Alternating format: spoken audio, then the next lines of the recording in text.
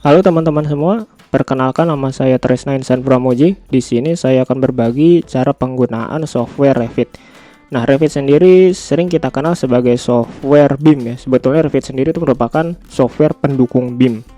Nah, di mana BIM atau Building Information Modeling ini merupakan salah satu teknologi di bidang IC atau arsitektur, engineering and construction yang mampu mensimulasikan seluruh informasi di dalam proyek pembangunan ke dalam model 3 dimensi gitu. Nah, jadi ketika teman-teman membuka Revit, maka akan muncul recent file seperti ini ya. Jadi gambar yang teman-teman lihat sekarang ini merupakan recent file screen. Di dalamnya terdapat perintah-perintah untuk mengakses file-file yang telah tersimpan dan membuat file baru beserta template yang siap digunakan. Tampak di dalamnya telah terbagi menjadi dua bagian utama ya. Ada model atau project gitu kita nyebutnya, lalu ada families. Pada bagian project ini tersimpan semua file gambar bangunan, template, serta semua yang berhubungan dengan bangunan itu sendiri. Sedangkan pada bagian families itu tersimpan semua file dan template yang berhubungan dengan elemen pendukung bangunan seperti furniture, lampu, pintu, dan lainnya. Mungkin bagi teman-teman yang masih awam, families ini sering disebut juga dengan Revit library gitu ya. Jadi teman-teman bisa mengopen atau membuat library itu sendiri seperti software tadi yang sudah saya jelaskan sebelumnya. Lalu di bagian bawah ini ada BIM 360. Jadi fungsi dari BIM 360 sendiri ini merupakan kolaborasi gitu ya. Jadi fungsi untuk kolaborasi multidisiplin antara arsitektur, construction, dan MEP gitu ya, dan juga mekanikal. Jadi misal teman-teman memiliki pekerjaan sebagai arsitektur, maka ketika teman-teman membuat sebuah arsitektur lalu di dalamnya terdapat sebuah struktur, teman-teman tidak dapat mengganggu struktur itu ya. Jadi teman-teman hanya dapat mengubah, mengedit, menambahkan arsitektur saja gitu, dan juga sebaliknya. Nah, oke, sekarang kita coba fokus ke bagian utama ini. Jadi di bagian tengah ini ada beberapa gambar yang teman-teman lihat ya, baik itu di model atau di families. Jadi ini merupakan gambar yang sebelumnya saya buka gitu ya, lalu ketika saya close maka dia akan muncul di sini gitu. Jadi ini file yang baru-baru saja dibuat gitu ya, akan muncul di bagian tengah ini. Ketika teman-teman ini ingin membuka sebuah file Revit, itu teman-teman bisa masuk saja ke open, lalu cari file yang ingin teman-teman gunakan atau buka gitu ya. Namun jika teman-teman ingin membuat file project baru gitu ya, teman-teman bisa masuk ke new. Nah, nanti akan muncul tampilan seperti ini. Mungkin bagi teman-teman yang masih awam atau pemula atau pertama kali menggunakan Revit, di bagian ini biasanya masih kosong ya, cuma ada non kayak begini doang, jadi nggak ada apa-apa gitu. Bagaimana supaya bisa memunculkan template-template seperti ini? Itu teman-teman bisa cari di Google ya. Nanti teman-teman bisa masuk ke bagian seperti ini, download Revit template gitu ya. Nanti teman-teman bisa masuk ke link halaman ini, how to download Revit content. Nah, di sini ada beberapa konten yang bisa teman-teman download gitu ya. Saya beri contoh semisal di Revit 2019 konten. Oh ya, sebelumnya saya ingin mengingatkan dulu jika teman-teman menggunakan software Revit semisal 2022, itu konten yang dapat teman-teman gunakan 2022 ke bawah gitu. Jadi semisal teman-teman menggunakan Revit 2022 lalu teman-teman mendownload 2023, maka ini tidak akan bisa dibuka gitu ya. Di sini kan saya menggunakan Revit 2021. Lalu semisal saya ingin menggunakan 2019 gitu untuk kontennya itu, maka masih bisa. Itu teman-teman tinggal klik saja. Nah, nanti akan muncul konten seperti ini. Ada banyak sekali konten yang dapat teman-teman gunakan gitu ya. Saya beri satu contoh. Semisal mungkin yang sering saya gunakan saja gitu ya. Saya biasanya menggunakan yang US metric library. Jadi bedanya imperial dengan metric itu ada di satuan. Kalau imperial itu seperti pound, feet, inch gitu ya. Sementara kalau metric itu seperti meter, milimeter, kilogram gitu ya. Ya, nah jadi saya menggunakan yang metric. Teman-teman bisa klik sekali di sini maka akan otomatis terdownload gitu. Ketika sudah di-download, nanti file tersebut akan muncul seperti ini, dan teman-teman tinggal klik 2 kali saja gitu ya.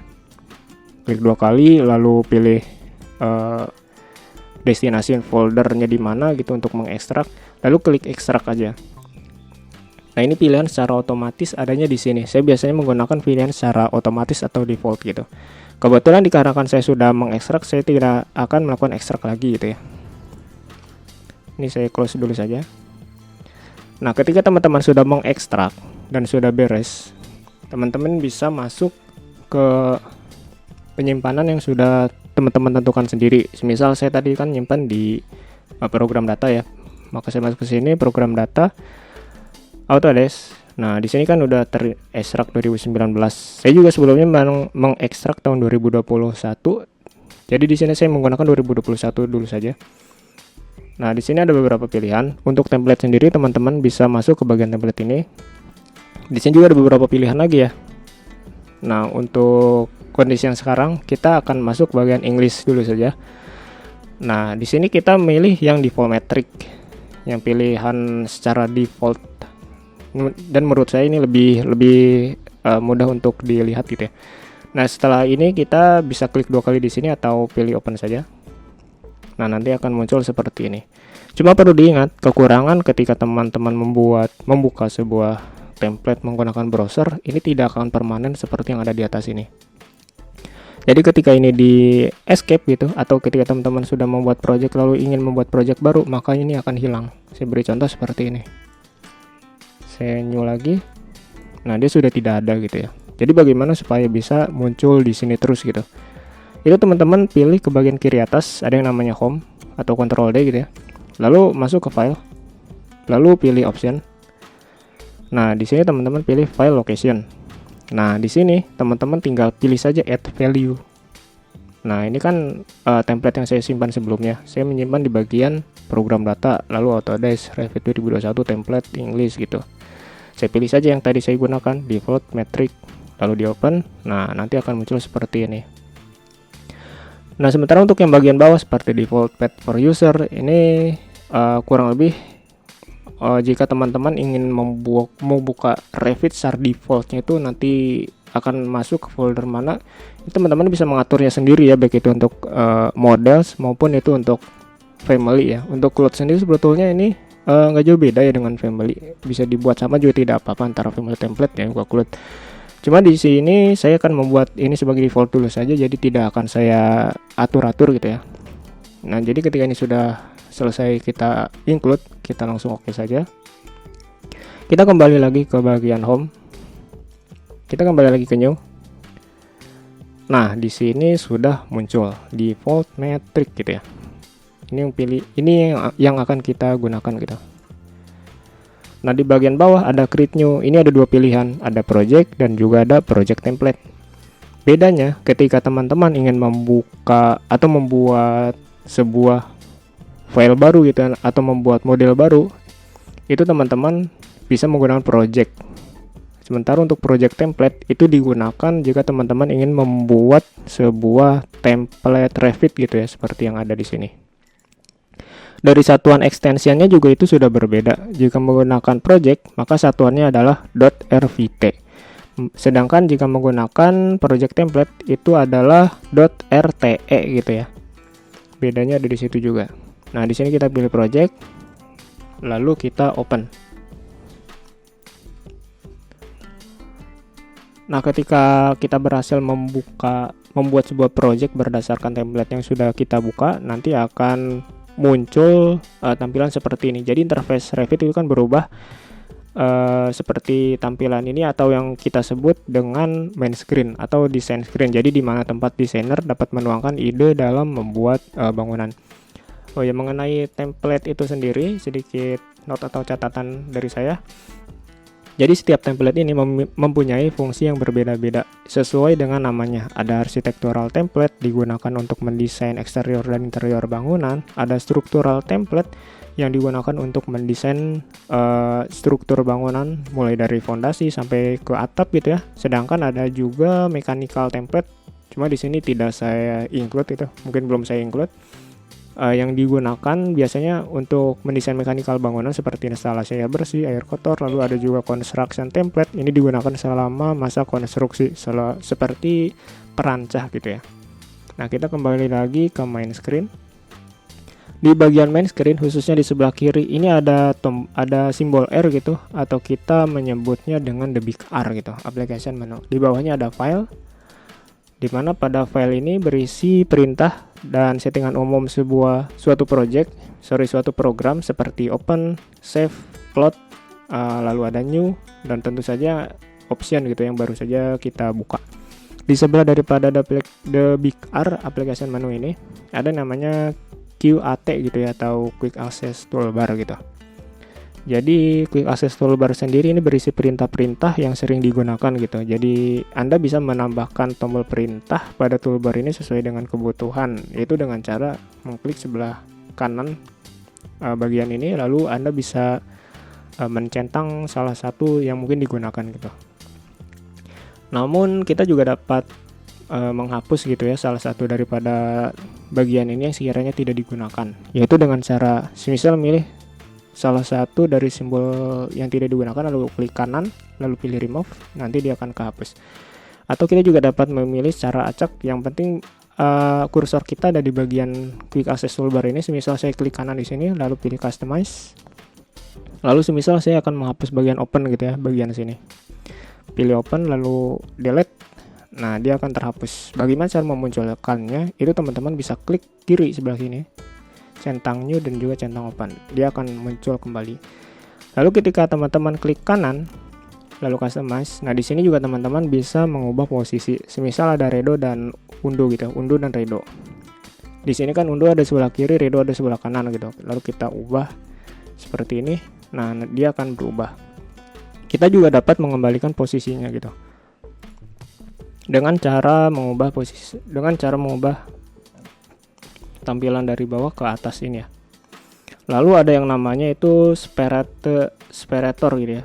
Jadi fungsi daripada separator ini untuk membagi antar simbol gitu. Teman-teman bisa menambahkan di sini misal separator gitu, atau ingin memindahkan posisi separator itu bisa ya. Ini saya hapus lagi, saya oke. Nah, separator itu gambarannya seperti ini, garis vertikal yang ada di bagian Quick Access Toolbar. Tujuannya supaya teman-teman tidak bingung gitu ya, untuk melihat mana yang sekiranya ingin digunakan gitu. Selanjutnya di bawah ini ada yang namanya tab ribbon atau pita tab. Nah, kenapa disebut demikian? Itu karena bentuknya itu memanjang gitu ya, seperti pita, dan berisi tab-tab yang dikelompokkan berdasarkan suatu kategori atau multidisiplin tertentu. Seperti pada gambar ini ada beberapa multidisiplin gitu, seperti arsitektur, ada struktur, ada style, precast gitu. Nah, nanti teman-teman bisa menyesuaikan dengan kebutuhan teman-teman sendiri gitu. Ada noted dan sebagainya. Lalu di bagian bawah ini ada yang namanya property. Jadi ini ini berhubungan langsung dengan objek yang sedang kita gunakan atau aktif gitu. Jadi di dalam properties itu terdapat beberapa settingan seperti sifat-sifat objek, material gitu ya, ketebalan, arsiran dan lain sebagainya. Namun dikarenakan di sini belum ada objek seperti dinding gitu, seperti mungkin kolom, balok dan sebagainya. Jadi bawaan secara kustomisasi secara default gitu, dia itu akan berfokus kepada elevation yang sedang kita buka gitu. Selanjutnya ada yang namanya project browser. Jadi fungsi daripada project browser yaitu layaknya daftar isi atau dalam suatu buku gitu. Jadi melalui palette ini, pengguna itu dapat mengakses semua tampilan dan dokumen gambar yang sedang aktif gitu. Misalnya di sini saya kan sedang aktif di bagian lantai 1 floor plan, maka dia akan berwarna hitam gelap gitu ya, dengan ketebalan yang lebih tebal daripada yang lainnya gitu. Misal saya buka level 2, maka di sini akan berganti ke level 2 gitu, sesuai dengan level yang kita sedang aktifkan. Jadi fungsi daripada project browser salah satunya untuk melihat elevation dan juga tampak gitu ya, tampak seperti ini. Lanjut di bagian bawah ini ada yang namanya itu status bar nih, seperti yang saya tunjukkan pada kursor. Jadi bagian ini berfungsi untuk memberikan informasi status perintah yang aktif dan objek gambar yang terseleksi gitu ya. Mungkin bagi teman-teman gitu yang masih awam gitu, masih pemula dengan perintah Revit, maka teman-teman itu akan sering memperhatikan bagian ini. Jadi karena akan menuntut langkah teman-teman semua apa yang harus dilakukan dalam menjalankan perintah yang sedang aktif tersebut. Jadi dalam status bar juga terdapat beberapa tombol perintah untuk memudahkan gitu ya pembuatan objek bangunan. Jadi pada mungkin yang akan kita bahas selanjutnya ya, tombol-tombol tersebut akan berubah sesuai dengan fungsinya sendiri-sendiri. Seperti itu. Selanjutnya itu ada view control bar yang di bagian bawah sini. Jadi ada beberapa penamaan gitu ya untuk bagian view control bar ini. Ada scale gitu, ada untuk skala, ada juga detail level gitu ya. Lalu ada visual style. Jadi detail level ini fungsinya untuk seperti memberi detail sebuah bangunan gitu, seperti font, misal ingin gambar yang ditampilkan itu benar-benar terlihat lebih detail gitu. Lalu ada juga medium, mungkin ini lebih menengah, ada juga coarse gitu ya. Yang mungkin semisal teman-teman masukkan suatu material dengan gambar tertentu, lalu teman-teman masih ada di coarse ini, maka dia tidak begitu jelas gitu untuk gambarnya. Lalu ada juga di sebelah kanan ini visual style gitu. Jadi ada wireframe gitu, ada hidden line, ada set, dan sampai realistik. Itu teman-teman bisa coba sendiri. Lalu ada juga ini ya sunpad atau arah matahari, ada juga shadow untuk mengatur bayangan daripada sebuah objek yang sedang kita buat. Jadi misal kita buat silang seperti ini, maka bayangannya nanti akan hilang gitu. Cuma di sini belum ada gitu ya. Lalu ada juga temporary height or isolate gitu yang di sebelah kanan ini seperti kacamata. Jadi teman-teman bisa mengklik nanti objeknya gitu, lalu di isolate, jadi yang akan muncul objek itu saja, atau di hide gitu untuk menyembunyikan. Lalu ada juga bagian reveal hidden element. Jadi ketika teman-teman mengklik suatu objek itu, lalu klik kanan di hide, lalu ingin meng-unhide atau memunculkan kembali, itu teman-teman bisa memilih bagian ini gitu. Nah selanjutnya di sebelah kanan atas ini ada yang namanya itu navigation bar. Misal saya masuk ke dalam 3 dimensi gitu. Nah jadi teman-teman dapat melihat suatu objek ini secara leluasa, jadi dapat menggeser, memperkecil, memperbesar gitu ya, memutar objek atau rotate bangunan gitu tanpa harus mengubah koordinat bangunan yang bersangkutan gitu ya. Jadi meskipun bangunan-bangunan yang kita kerjakan dalam bentuk 3 dimensi, jadi Revit juga dapat membedakan tampilan view menjadi 2 dan 3 dimensi gitu ya. Jadi tampilan view 2 dimensi termasuk diantaranya seperti floor plan gitu ya. Lalu ada ceiling plan, ada elevation. Lalu juga jika diperhatikan pada project browser ini ada seperti ada east itu, ada north gitu. Ini bisa digunakan untuk tampak gitu. Nah, sementara untuk view 3 dimensi diantara secara default itu ada 3D default dan juga kamera perspektif seperti ini. Semisal teman-teman ingin melihat bagian depan gitu, klik sini front, nah nanti akan muncul seperti ini. Lalu klik ini left gitu, lalu ada top dan sebagainya. Nanti teman-teman bisa coba sendiri. Lalu di bagian kanan juga ada tombol yang dapat memudahkan gitu untuk melakukan rotate gitu. Di sebelah bawah daripada cube ini, teman-teman juga bisa memilih salah satu mungkin yang sekiranya digunakan. Ini biasanya untuk pemula gitu ya, misal kayak teman-teman ingin melakukan zoom gitu, jadi teman-teman bisa klik bagian ini, nanti akan muncul seperti yang teman-teman lihat sekarang gitu. Jika teman-teman ingin melakukan zoom, semisal ini saya kembalikan dulu 3D, lalu klik ini melakukan zoom, maka tinggal arahkan kursor ke atas, lalu klik tahan, lalu bisa dimajukan mouse ke depan atau ke belakang ini untuk zoom gitu. Lalu ada juga untuk orbit gitu, pilih ke orbit, lalu tahan kanan kiri atau atas bawah gitu untuk memutar gitu. Lalu ada juga untuk pen ini untuk memindahkan posisi layar yang sedang kita lihat gitu ya, bukan objek gitu ya, tapi yang sedang kita lihatnya saja. Lalu ada rewind. Jadi rewind ini berisikan beberapa gambaran yang sebelumnya kita lakukan gitu. Seperti kita akan melakukan sebuah zoom in dan zoom out lalu rotate gitu ya. Nah, nanti akan muncul di bagian rewind ini. Teman-teman juga bisa memilih beberapa tampilan lainnya seperti mini full navigation yang mana dia lebih kecil gitu ya tampaknya seperti ini, atau mini view dan juga mini tour building. Namun demikian teman-teman juga dapat menggunakan shortcut gitu. Semisal ingin melakukan pan, itu teman-teman bisa menahan scroll bar pada mouse, tahan lalu geser gitu ya. Sorry, ini masih ada. Klik dulu. Ya, ini bisa di escape aja supaya nggak keluar lagi. Tahan scroll bar pada mouse, lalu bisa di drag seperti ini untuk pen gitu.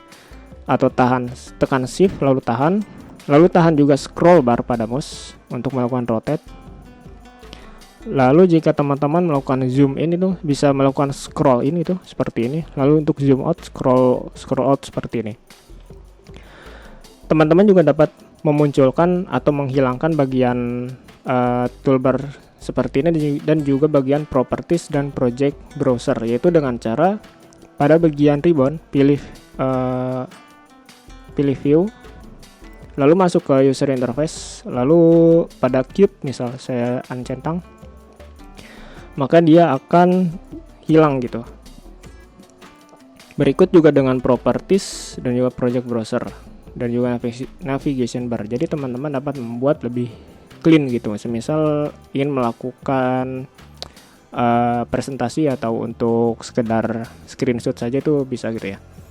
Ini saya coba munculkan kembali gitu. Dan juga properties ini saya hapus. Nah, terakhir ada yang namanya area gambar. Jadi berfungsi layaknya sebuah kanvas tempat desainer itu menuangkan ide-idenya gitu ya. Dalam area ini terdapat keempat tanda view dan atau pandangan gitu yang mungkin sebelumnya sudah saya jelaskan gitu ya. Yang mewakili keempat daripada mata angin. Jadi ada utara, timur, selatan dan juga ada barat gitu. Nah, di sebelah kiri project browser ini teman-teman juga dapat melihat gitu tampak-tampak tersebut seperti apa.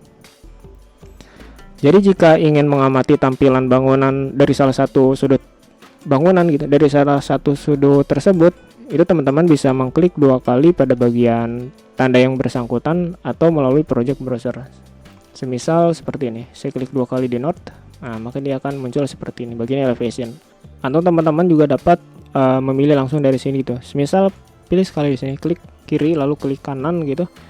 Lalu pilih go to elevation view. Nah, nanti dia akan diarahkan kepada elevasi east gitu atau timur gitu ya. Oke, mungkin untuk video kali ini kita cukupkan sampai di sini dulu saja gitu ya. Kedepannya kita akan membuat sebuah penjelasan video mengenai settingan awal dari Revit yang biasa saya gunakan gitu ya. Oke, mungkin cukup sampai sini dulu saja. Sebelumnya terima kasih.